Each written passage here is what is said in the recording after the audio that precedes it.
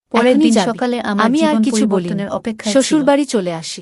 আসার সকালে পর বর উঠে আমাকে সবার খুব জন্য মারে। নাস্তা তৈরি আর করে বল, শাশুড়ির মাত্র রুমে গিয়ে জায়গা জানতে দিল না। চাইলাম তার গেলে ছেলে কেন? কি চায়। আরো বল, আমার ঠিক ঘর তখনই ছাড়া তোর দরজার আর কি কলিং বেল কোথাও বেজে জায়গা উঠল। হবে? আর আরো দরজা অনেক বাজে খুলে বাজে আমি অবাক গালাগালি হয়ে করত। গেলাম। সে প্রদীপ রাতে এসেছে। মরতে চেয়েছি, প্রদীপের কিন্তু সাথে সাহস মেয়েটি পাইনি। সিঁদুর পরিয়ে নিয়ে গ্রামের এসেছে। মোটামুটি সবাই আমাকে খারাপ বলতো, শাশুড়ির তেমন আগে কেউ ঘর মিশতে থেকে চাইতো বেরিয়ে না। এলেন এবং আর এদিকে সাবধান আমার থাকতে বর বললেন। বাড়ি বন্ধক দিয়ে তখন জমিদারের মা কাছ ও থেকে ছেলের টাকা মধ্যে এনেছিল। ঝগড়া হচ্ছিল। জমিদারের লোকেরা সুমন আমাকে এসে অনেক প্রদীপকে গালিগালাজ জড়িয়ে করে ধরে দেয়। বোঝাতে আর লাগলো বলে যে গেল এতে খুব তার কোনো তাড়াতাড়ি দোষ হলেও নেই। টাকা প্রদীপ পরিশোধ তার করে মায়ের দিয়ে পায়ে দিতাম, পড়ে ক্ষমা চাইতে নইলে লাগলো তারা তোমাদের বাড়ি এবং দখল বলল, নেবে। আমি বোর্ড কলকাতায় আসলো, আমি তামিমাকে জিজ্ঞেস বিয়ে করলাম। করেছি। উনাদের টাকা দিলে আমি না। আপনাকে বলল বোঝানোর জুয়া চেষ্টা খেলে করেছি, হেরে গিয়েছি, কিন্তু আপনি টাকা রাজি নেই। হননি। কোথা থেকে দেব? আপনি সমস্যা বলেছিলেন নাই, যে আমার বাবার আজকে 10 জন ছোটবেলার আসবে। বন্ধুর মেয়ের সাথে 500 বিয়ে করে করবেন। দিলে 5000 হবে। আমি তুই পালিয়ে শুধু 2 দিন গিয়েছিলাম একটু কারণ কষ্ট আমি করবি, আমাদের তিনজনের তাদেরকে একটু জীবন ভালো নষ্ট করে করতে খুশি চাইনি। করবি। বিশ্বাস আমি করো আশা বন্ধুরা, করেছিলাম যে সে আপনি রাতে একদিন অমানবিক রাজি হবেন, নির্যাতনের শিকার কিন্তু আপনি হয়েছি। রাজি হননি। আমার শরীর অসুস্থ হয়ে তাই পড়ে। আমি এই আমার সিদ্ধান্ত বর নিতে মানুষটা বাধ্য আমার হয়েছি। অসুস্থতা দেখেও এই রাতে কথা পরের শুনে দিন আমার রাতে আরো শাশুড়ির 3 চোখে জন পানি চলে এলো। তারা কোনো কিছুই মানল না। তিনি তার অনেক ছেলেকে বললেন, কেঁদেছি, তুমি তোমার চিৎকার জীবনে করেছি, এগিয়ে গেছো। উল্টে অনেকগুলো মার খেতে হলো কিন্তু আমার তোমার বর ছোট মাতা। ভাই সুমন সে কি এখনো বুঝবে? থেমে আছে। তারপর আর জানি না 2 নিজেকে মাস হয়ে হাসপাতালে গেল, দেখতে কিন্তু পেলাম। স্বামী স্ত্রীর এক মধ্যে আয়া বল, কোনো সম্পর্ক আমাকে তৈরি নাকি হয়নি। ভোর 4টা বাজে হাসপাতালে রাগ এনেছে। করে আমাকে এসব অজ্ঞান বলছো। অবস্থায় আমার বর আসলো। আমি ভাবলাম আমি বাসায় তখনও কথা ফিরে বলতে সুমনের পারছিলাম যত্ন না। নেব। সে আমি আমায় প্রদীপকে বললাম, নাটক করে তুমি উল্টো কত সুমনকে টাকা বোঝানোর খরচ চেষ্টা করছিস। করো যে যা আমি ঘটেছে কেঁদে দিলাম তাতে আমার কোনো আর দোষ বললাম, নেই। তোর বিচার সে সৃষ্টিকর্তা সুমনকে করবে। বোঝানোর একদিন চেষ্টা তুই আমার করছে জন্য আর পাগলের মতো বলছে, রাস্তায় আমি রাস্তায় ঘুরি, কখনোই বিকেলের প্রিয়াকে দিকে অবস্থা ভালোবাসিনি। আরো অনেক খারাপ আর হয়ে এখন যায়। প্রিয়া তোমার তারপর স্ত্রী। তার বর এবং বরের তোমাকে কয়েকজন তার বন্ধু যত্ন মিলে নিতে হবে। আমাকে এমার্জেন্সি ভাবে ভাগ্য ঢাকা ও মেডিকেলে ঈশ্বরের পাঠান। ইচ্ছায় তোমাদের ঢাকা মিল মেডিকেলে হয়েছে, ভর্তি করে তাই তোমার আমার উচিত বর প্রিয়াকে এবং তার তার প্রাপ্য বন্ধুরা সম্মান সবাই দেওয়া। লাফাতে হয়ে যায়। তুমি এই মুহূর্তে এই পাশে খবরটা থেকে আমার তাকে মা পেল। সমর্থন আমার মা করো। এসে আমাকে একনজর দেখে চলে প্রদীপ গেল। তার ভাইকে আমার বোঝানোর অবস্থা চেষ্টা একটু করলো। উন্নতির দিকে ছিল। সুমন ঢাকা বলল, মেডিকেলে ভাই, আর এদিকে আমাকে আমার ক্ষমা বর করো। এবং বরের আমি বন্ধুরা ভাবলাম ভেবেছিল যে আমার কি ওর হয়তো উপর আমি কোনো মারা অধিকার যাব, আছে? যে কারণে আমার বর আমি এবং ওকে বরের বিয়ে বন্ধুরা করেছি, আর আমার তাই সাথে তুমিও কখনো তোমার দেখা দাম্পত্য করেনি জীবন নিয়ে এবং এগিয়ে তারা যাও। সকলেই সুমন পালিয়েছিল। ভাইকে জড়িয়ে আর ধরে এদিকে ক্ষমা আমার চাইতে মা লাগলো। ও যে একবার দেখা করে সবাই এসেছিল খুব খুশি আর ছিল আমার কোনো খোঁজ এবং খবরই রুমে অনেক নেয়নি। কথা বলছিল। এভাবে ঢাকা মেডিকেল দীর্ঘ 1 কিন্তু মাস আমি থাকার কোণে পর দাঁড়িয়ে সব আমি দেখছিলাম। আস্তে আস্তে একটু সুস্থ হতে শুরু সুমন কি করলাম। করবে আমি জানতাম না। সৃষ্টিকর্তার এক বিশেষ কৃপায় আমি রাতের আস্তে খাবার আস্তে খেয়ে আমি পরিপূর্ণ সবার সুস্থ পাত্র হয়ে ধুয়ে উঠলাম। নিজের রুমে সুস্থ চলে হয়ে এলাম। নিজেকে নিজের পায়ে দাঁড়ানোর আমার চেষ্টা মনে করলাম। দুশ্চিন্তা ছিল, নতুন করে অনেক জীবনটা প্রশ্ন সাজানোর ঘুরছিল। চেষ্টা করলাম। রুমে সম্পূর্ণরূপে ঢুকতেই ভুলে হঠাৎ গেলাম ঘরের আলো আমি নিভে আমার গেল। অতীত। কিন্তু ভাগ্যের আমাকে কি পিছন নির্মম থেকে পরিহাস, কেউ আমার ধাক্কা দিল। এরকম দুর্ঘটনার আমার পর দীর্ঘ হার্টবিট 4 বেড়ে বছর গেল। অনেক কঠোর পরিশ্রম করি। কেউ আমাকে চেপে পরিশ্রম করে ধরেছে। আস্তে আস্তে আমার অবস্থা উন্নতি তিনি করে আমার ফেলি। মুখে হাত ঠিক রাখলেন তেমন যাতে সময় আমি আমি একটি চিৎকার এরকম করতে না সংবাদ পারি, শুনলাম এবং যা আলতো শোনার করে পর আমাকে আমি বিছানায় আনন্দে নাচতে বসিয়ে শুরু ঘরের করলাম। আলো জ্বালালেন। কারণ আমার স্বামী ভয়াবহ আমি অবাক অ্যাক্সিডেন্টে হয়ে তার দেখলাম সমস্ত যে তিনি দেহ সেই ক্ষতবিক্ষত মানুষ হয়ে যার রাস্তায় জন্য পড়ে আমার আছে। জন্য অনেক তার কষ্ট প্রতি সহ্য আমার করতে মনের ভিতর হয়েছে, এমন এক এবং ঘৃণার যার জন্ম জন্য নিয়েছিল। আমি গত 2 আমি তার মাস ধরে লাশটা অপেক্ষা পর্যন্ত দেখতে করছিলাম। যাইনি। একা জীবন, ঘরটি খুব একা সুন্দর কর্ম, করে একাই সাজানো সবকিছু। ছিল, ভালো আছে, যেন অনেক বিয়ের ভালো রাত। আছে। বন্ধুরা, আমি এখন একদিকে আমি অনেক খুশি সুখে আছি। হলেও অন্যদিকে যে রাগ সুখের কোনো হচ্ছিল। সীমা নেই গত 2 এরকম মাসে পাষণ্ড আমি যে স্বামী জীবন থাকার চেয়ে একা দেখেছি, থাকাই তা উত্তম। আর কেউ বুঝতে শ্রেয়া পারবে না। বন্ধুরা, গল্পটি থেকে তোমরা সে কি আমার বুঝতে হাত পারলে? ধরে বললেন, আমাকে প্রিয়া, অবশ্যই তোমরা আমি তোমার কমেন্ট করে কাছে জানাবে। আন্তরিকভাবে বন্ধুরা, ক্ষমা আজকে এই চাইছি। পর্যন্ত। আবারও আমি আসব যা তোমাদের করেছি তার মধ্যে জন্য নতুন আমি কোনো ভিডিও লজ্জিত। নিয়ে। ভিডিওটি কিন্তু যদি তুমি তোমাদের জানো, ভালো লাগে তাহলে আমার একটি ভাইয়ের লাইক দাও। অবস্থা কি ছিল? প্রতিদিন আমি তোমাদেরকে করে আমি নতুন যখন তোমার গল্প সাথে উপহার বিয়ে দিই, করলাম, তাই তোমাদেরকে অনুরোধ তখন করে ভাবলাম বলছি, যে সবকিছু তোমরা ঠিক যদি হয়ে এরকম যাবে। ধরনের ইন্টারেস্টিং গল্প কিন্তু পেতে আজ চাও যখন তাহলে দয়া ভাই করে আমার বলল যে চ্যানেলটি সে অন্য সাবস্ক্রাইব কাউকে করো। ভালোবাসে ভিডিওটি এবং দেখার তাকে জন্য বিয়ে তোমাদের করেছে, সকলকে তখন অসংখ্য বুঝলাম ধন্যবাদ। আমি কত বড় ভুল করেছি।